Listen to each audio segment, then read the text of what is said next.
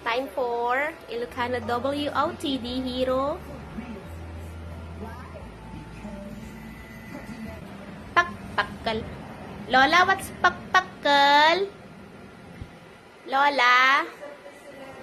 Pisil-pisilin? So, what's that in English? Let's just show it to everyone. Pekpekkel. Pek. It's not really massage. Pekpekkel. Pekpekkel. Pekpekkel.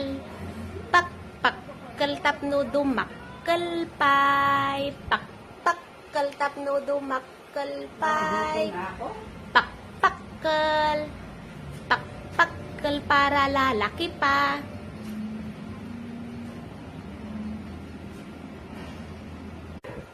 Pekpekkel. Ira, is that good enough for our Ilocano WOTD?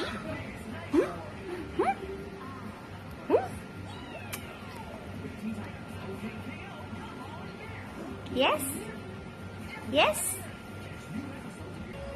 Lolo and Lola, Ilocano speakers, are usually the ones who would do that, and they would do that to young kids or babies, and while doing that, they would say, Pekpekkel, Pekpekkel. I don't know if all Ilocano-speaking provinces do it, but back in Zambales, where I was born, I've seen my Lola, my mama's mama.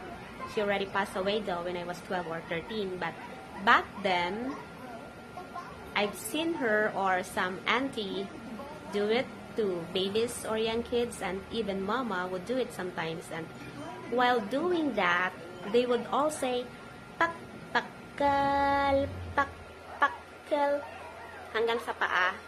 And while doing that, they would say something like so that the baby would grow strong.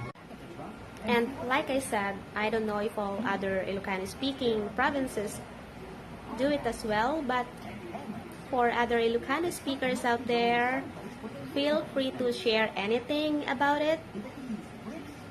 That's all.